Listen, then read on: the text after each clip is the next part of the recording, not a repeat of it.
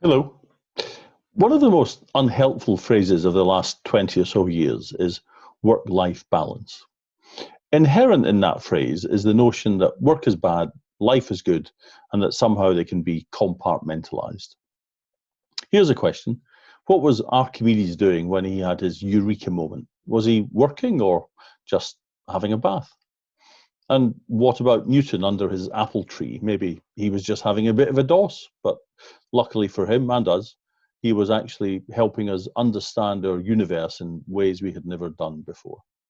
So, in our always connected, always on world, for most people, the boundaries between work and life are impossible to separate. Our last dinner before lockdown was with our RPO Leaders group, and one of the key themes we talked about was the rise of dynamic working. Whilst back in March, it was a concept that was still evolving, it does seem that in a little over 3 months, it's an idea whose time has truly come. Dynamic working isn't the same as flexible working, which, although that has come on leaps and bounds in the last few years, is still a typically a limited type of flexibility.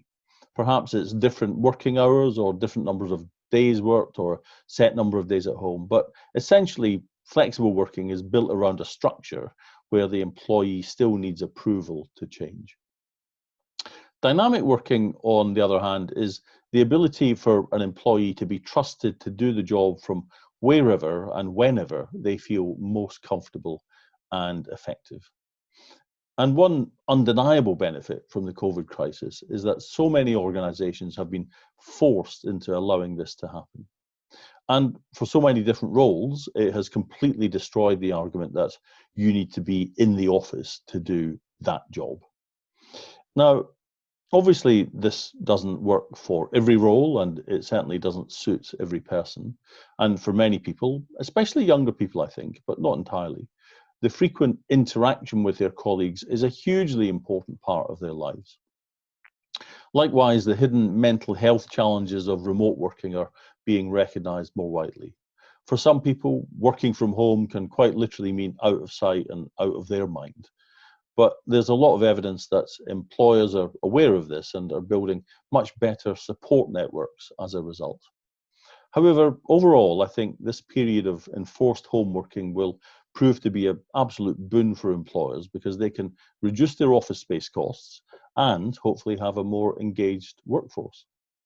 There are benefits for society more generally as we cut down on unnecessary commuting and international travel and its consequent impact on natural resources.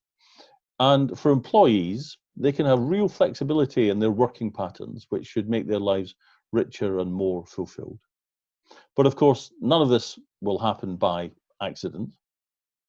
And for employers looking to better understand how their current flexible working arrangements compare to the market and to their specific sector, it's one of the areas we look at as part of our talent acquisition benchmark program.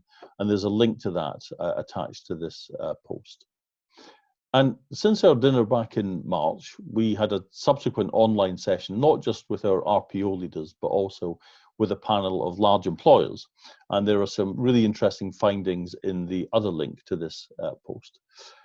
It's about a 5-10 minute read, perfect morning coffee read from wherever you happen to be. Thanks for watching. Cheers.